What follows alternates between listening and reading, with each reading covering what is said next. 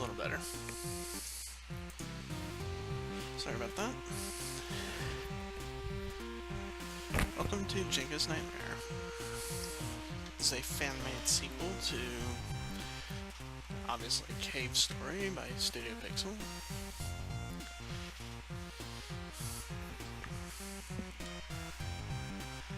This is not a completely blind run. I've played part of the game before.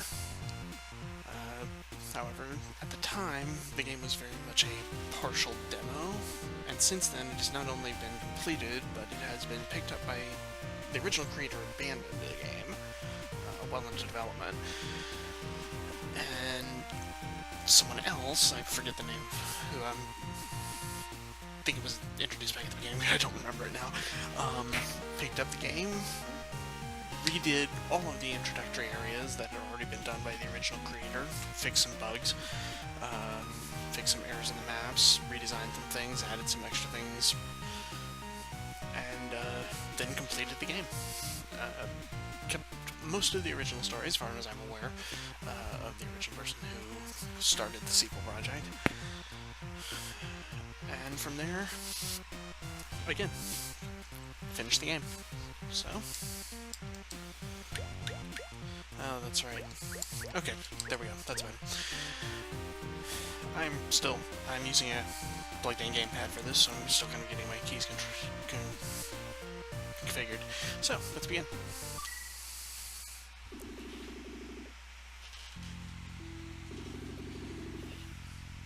So, here's the beginning of the story. Bit of a storyline bit.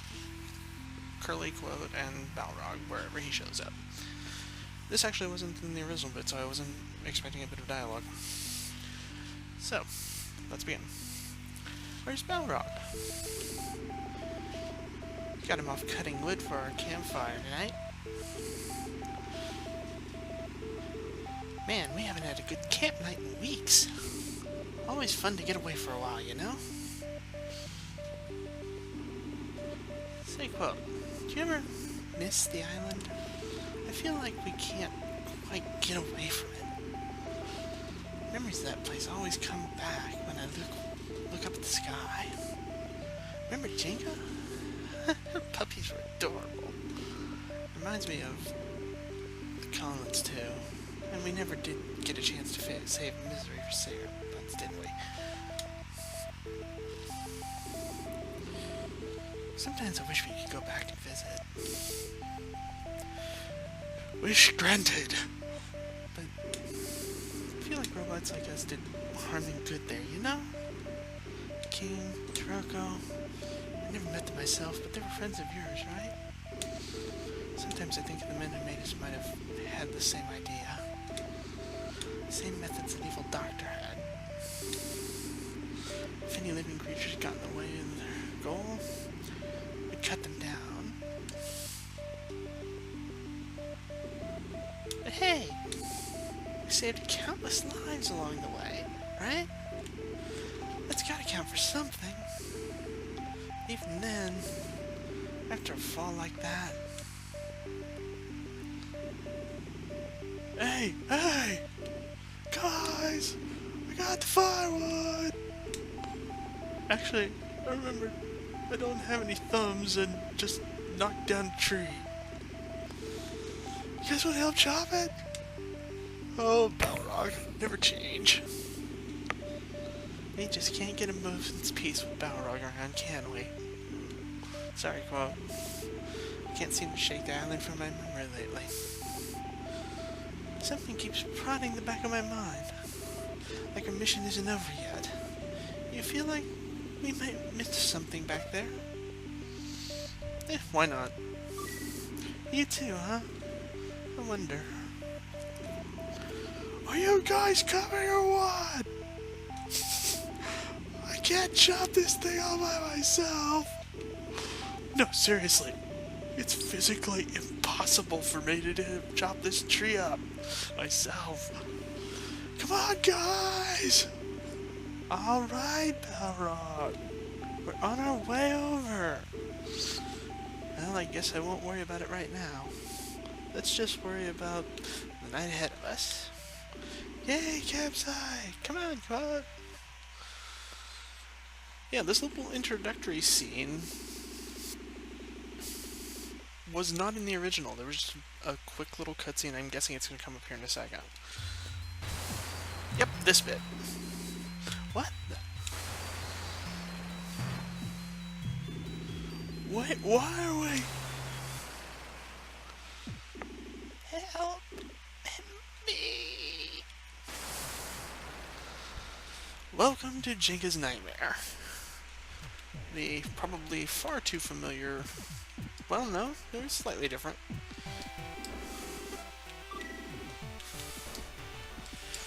We are back in basically First Cave. I mean, it's obviously been redesigned. But 6 HP, no weapons. That's pretty much how the first game started, and that's how Jenka's Nightmare begins. Same enemies too. Bats and thorns and little hopping guys whose names I can't remember. Come on, a little further. I knew that was going to happen.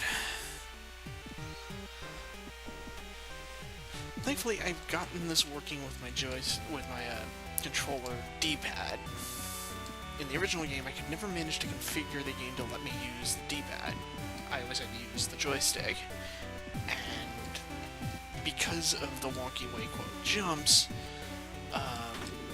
the joystick is not exactly great. It kind of prevents you from ever jumping straight up, which can be problematic at later levels, especially when you're using the jetpack. Got the snake. I actually never ended up using the snake in the original game. I always waited to get the spur. So, I'm only vaguely familiar with using it because of my prior playthrough of the original version of this hack. Nice thing is, though, we can kill these things now, and it does have the benefit of shooting through walls. So, let's go get powered up. Most everything here will die in 1 or 2 hits.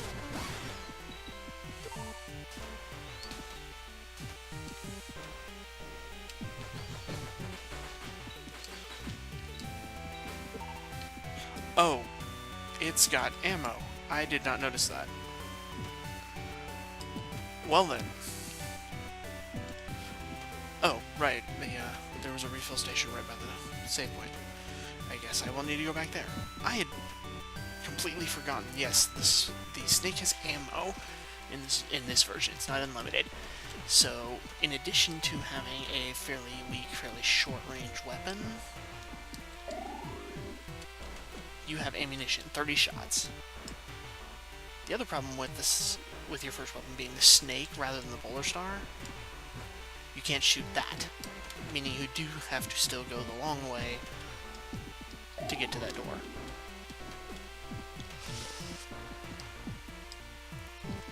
Well played, designer. Well played. So, spamming shots is not something we can do. I have learned.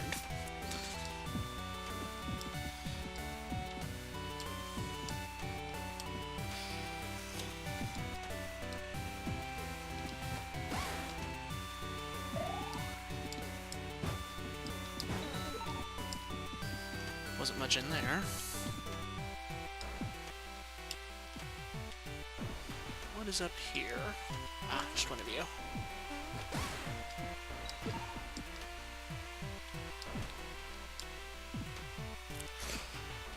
It's not exactly difficult. I mean, it is the first level. Let's use the jump button, Max.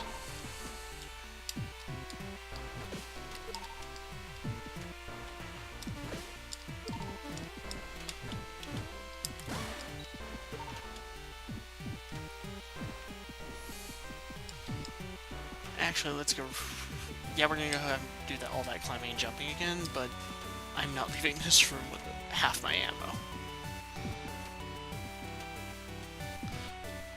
Unless there's a save... Knowing my luck, there will be a save point refill station right on the other side.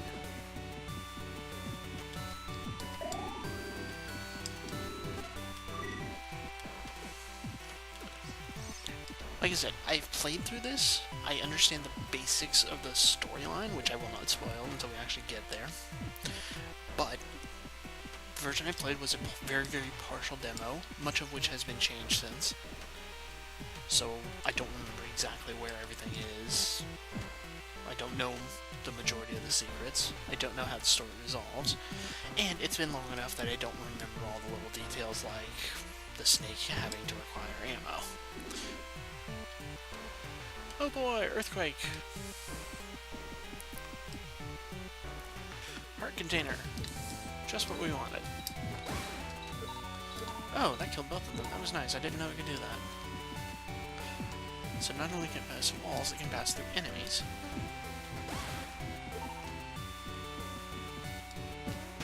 Oops.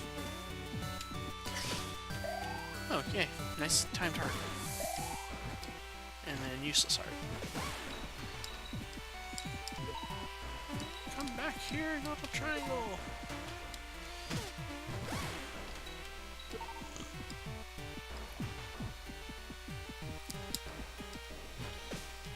At this point in the game, those spikes will obviously kill us. That'll become less of a danger, of course, later in the story. If you've played the original cave story, I'm pretty sure you remember how all of this works. Okay, so we're going to have to do some fancy jumping here. Oh, this isn't where I was going. Oh well.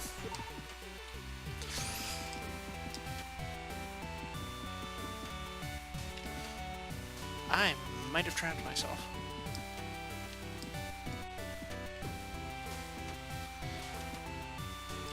I trapped myself. I can't believe it. That's a dirty trick, game.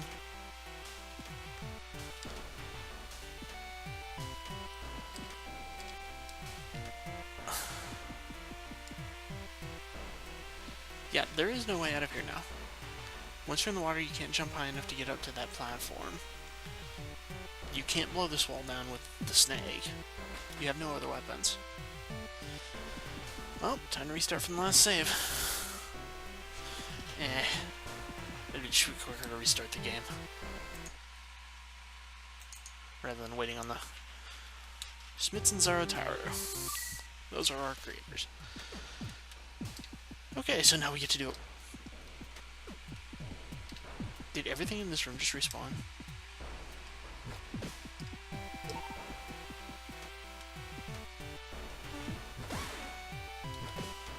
Okay, that's a bit of a glitch. Apparently, once you restart from the last save, everything in this room comes back, including that diamond container, or triangle container, or whatever it's called.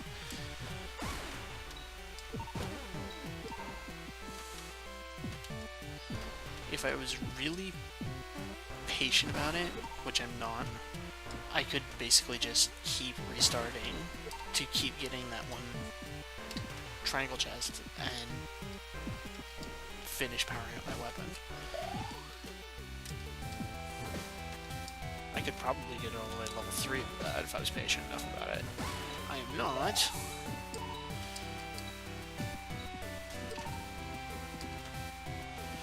That was actually unintentional. I was mostly gonna let that one go. I will get out of this game before this first video is over. I did not know that it would boot me all the way back to having nothing.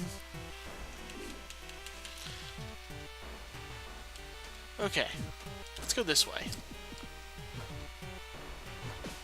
Okay, this is useless until we can get up there, or can both of those walls. Okay, so now we know. Avoid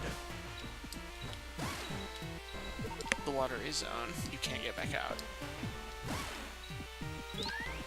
Level up! Aha! That said, I'm actually going to stop shooting everything I see because now that we're level 2, we really don't need it, and our ammo is limited. Just what's either threatening to kill us or what we need to kill to get through to places. Let's get back to some of the challenging platforming of the first section of the first game. Hey, it's the Polar Star Guy's cave. What's your sign say, guy? Not looking for the last piece. Again, I'll be back later. Please don't feed Sammy. I'm gonna risk it. Why not? Save point! That must be Sammy.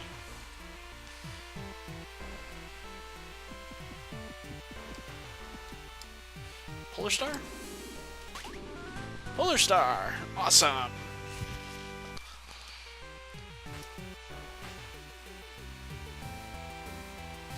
Polar Star. Level 1, but unlimited ammo. Just what we wanted. I'll be nice and not kill the Hermit Gunsmith bird.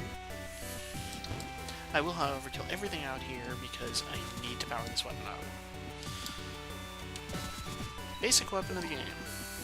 Probably the one that you're going to see the most, and if you're at all familiar with the original game, this has the potential to become the most powerful object in the entire game, with the possible exception of the Nemesis. Oh, get the heart. Now that we have the Polar Star, we can get through that area, so I'm not so worried about getting stuck behind those walls again.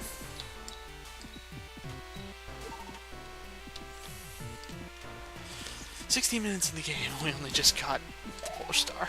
Story restart section. Problem with the Polar Star, it does slightly less damage than the snake. But I guess for the fact that you're not paying for ammo, that's a fair enough trade-off. Come on, bounce off.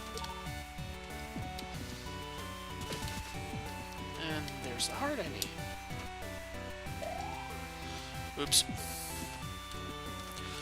I will get the hand of quotes jumping eventually. For the curious, I have completed the first game. I have defeated Balos. I am familiar with pretty much all the secrets of the original game. So there may be casual spoilers here with regards to the first game. Fair warning, this is a sequel. Fan-made, but it is a sequel. So I'm going to be fairly blasé about not flagging my commentary as spoilers regarding the original case story. You've been warned.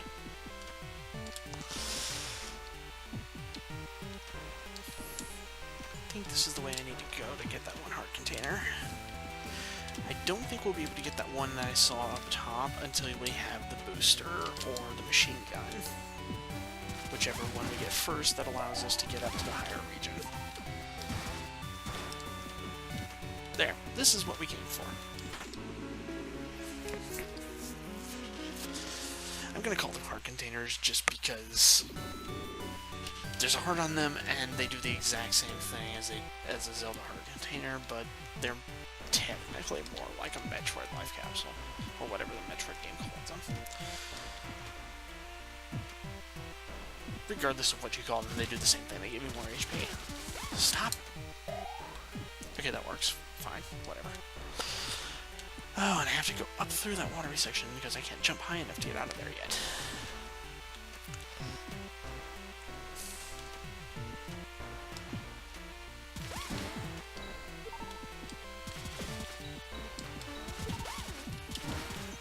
There was a...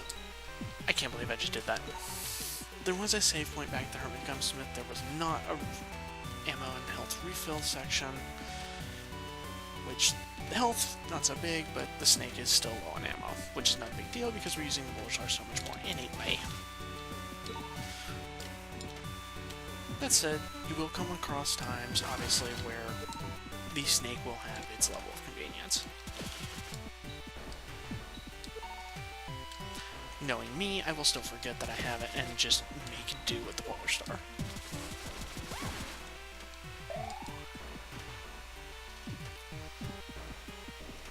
Yeah, no, I'm not going back. Oh, wait, yes, I have the Polar Star. I can go back and save. And refill ammo.